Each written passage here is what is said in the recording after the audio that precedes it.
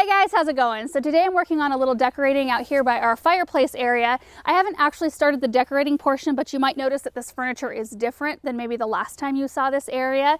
And that's because I decided to do a little switch. I moved our balcony furniture down here and our plow and hearth furniture up there just to try a different configuration. So far, I'm really loving it. I kind of think that having 4 chairs instead of a love seat right here makes it look more open, even though it's larger statured furniture. Having a love seat kind of makes this area look blocked off to me from that angle. Anyway, it'll be interesting to see how we use it and how we like it. But I really want to focus on this space and make it really cozy and comfortable, because this is really the only outdoor space we use once it gets cold. Because there's a fireplace here. When we entertain, this is what we do. We have dinner and then we have a fire. It's just kind of a fun fall thing and winter thing to do. We have covers for all of this furniture. So we've just popped the covers on, and then when we want to come out and use it, we can just lift them off. And even if there's snow on the ground, we can use this area, and it's really comfortable and cozy in here. We did leave the coffee table though from the plow and hearth set down here because I really like this style as opposed to the style that came with these. So we'll see. And the side tables belong to some chairs that are in our gazebo. So I'm just kind of mashing everything together in here. I did put together this arrangement, and I'm going to leave it here right now. We did a video recently where I showed you guys how to extend the season with your ornamental annual grasses by using them in a centerpiece, much like this one. I realize it's pretty large for this spot right here, and it kind of blocks the view to the fireplace, but it's extremely lightweight because this is resin and this stuff is all dried material. So I can just lift it off and put it aside when we have a fire. And then in the meantime, it looks beautiful right here. And then I've got North Star boxwoods sitting here that I've had here for a couple of years. So I think what we're gonna do is we're just gonna show you everything come together, and then I'll give you a little tour in the end.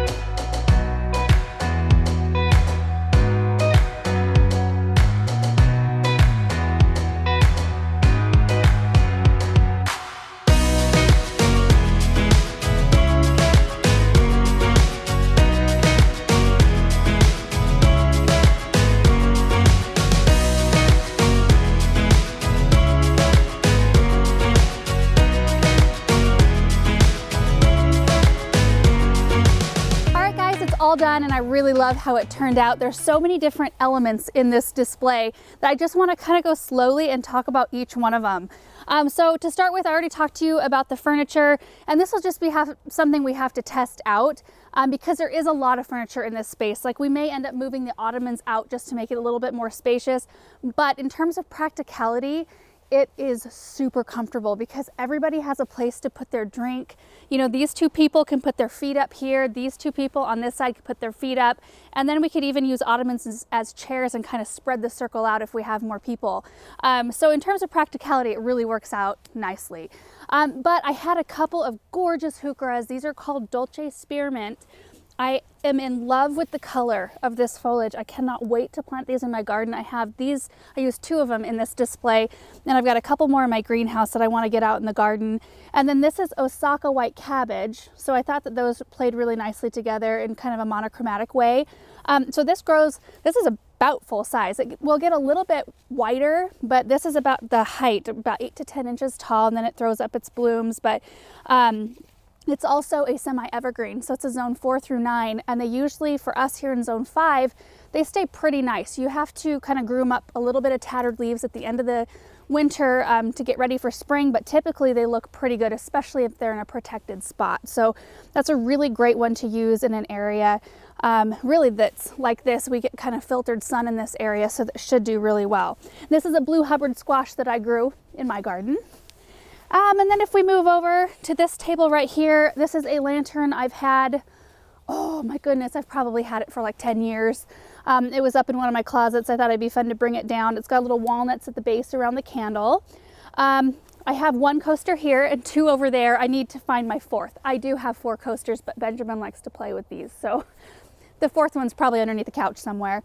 I picked up 3 of these super cute clay pots with these little topiaries not long ago. Aaron and I went to Boise.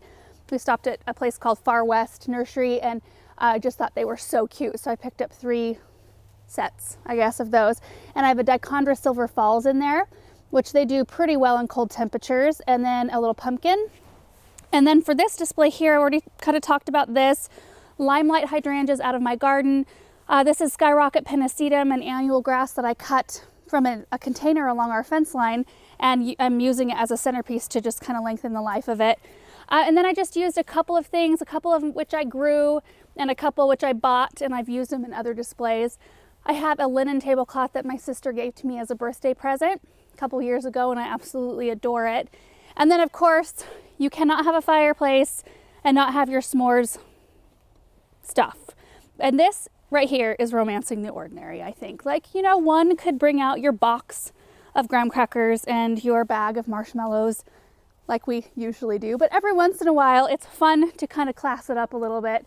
And I have a collection of apothecary jars like this that I pick up at thrift stores or at consignment shops or antique shops throughout the years, and so it's fun to just use them in this way and make things look really pretty. And then some coffee stuff. I've got another one of the clay pots with the topiary form here with a Dusty Miller, and these do really well in the cold. And with a lot of these, I just tuck little pine cones that come off our Colorado blue spruce up front. It just drops loads of pine cones, so I just have buckets full of them in our barn, and I use them as top dress, especially for fall and winter containers. On this little side table, oh, I forgot to tell you, this little fabric right here, I picked up on sale. I don't even know how many yards they had. I think it was maybe like 5 yards they had left on a bolt, and they had it for $3 a yard, and it's like the huge fabric. So I bought it not knowing what I wanted to use it for, but I do that all the time, and I recommend you guys do that. If you see something on a really good deal, pick it up because you can use it for stuff like this. And I didn't do any fancy sewing. I just cut them to size right here. I put the fabric on and just cut them up. Because they're outside, I don't have to worry about like putting a lot of effort into making a really nice tablecloth. But I think this plaid is perfect for this area. This is the little iron planter I bought at the Northwest Flower and Garden Festival. I think that's what it's called in Seattle this last year. This was from Christensen's Nursery out of Mount Vernon, Washington. They had a booth there, and I love it. I bought one for myself and one for my mom.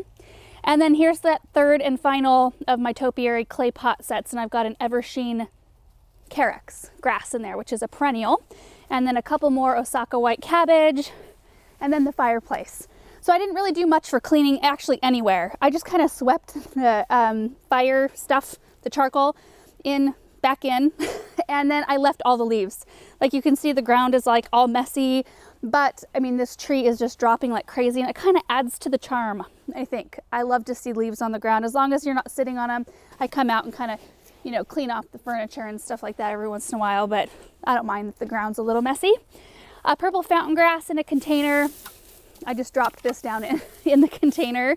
Blue Hubbard squash that I grew. This is some manner of gourd that I grew, and I don't remember planting it, but I grew it.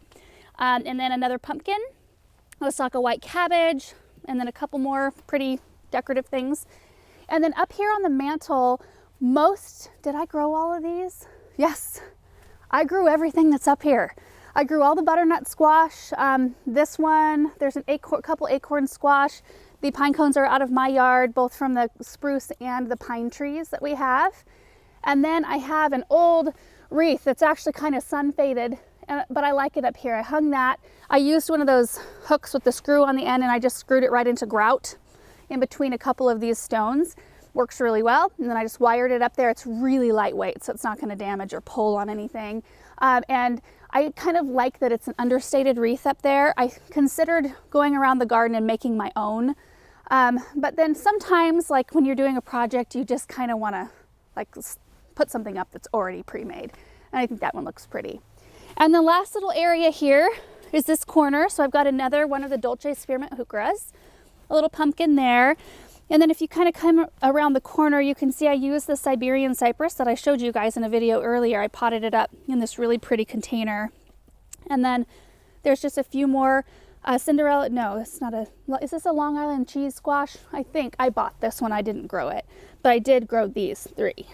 So blue Hubbard, little baby ones, and autumn blend acorn squash. So that is the full tour of our fireplace area. I just think there's so many beautiful elements in here, both with plants and some squash that I grew, a few other like random items that I had laying around. It's so fun just to kind of cobble something out of other things that you have around the house. And it took a lot of years though for me to have enough stuff to do that. And that's why I say like pick things up on sale at the end of the season. My mom and I do that for like seasonal dishes and napkins and things like that. Like we try to be patient and we wait till we can get them on a really good sale, and then you have them for all those years after that. And it's so fun to be able to pull kind of from your stockpile and then even share amongst each other. Like my mom and I share decorations all the time. So the only thing about this space that we'll have to move in order to see each other and see the fire is this arrangement here. But it sits here more times than not. Like, you know, we don't have fires every single night. And so it's just nice to have this here as some like really kind of wow factor centerpiece to me. And then I did want to talk about the weather, because we are mid-October and I know a lot of you are already getting snow and you probably think I'm absolutely nuts for planting more stuff, decorating more. We had a really like huge downshift in temperature last week where we had several nights in the low 20s. But it's kind of warmed right back up to where we're in the low 40s now. It's warming up to low 70s in the day, and it looks like it's going to be that way for a while. Like it's going to be pretty nice. So I felt like, you know, I had a few of these fall plants left over from other projects that I thought I want to utilize those and enjoy them. And I think I can come up with something for this area that'll kind of just freshen it up and make it fun. So, and we do have covers for all the furniture. So, and I don't know if I mentioned that in the beginning, but we will cover everything because we do have a day, I think there's one day it's supposed to rain. We'll cover them so that we can just pop all the covers off when we want to use it, and they'll be nice and dry. So anyway, thank you guys so much for watching. I hope that this was fun to see come together and inspiring to you. So we will see you in the next video. Bye.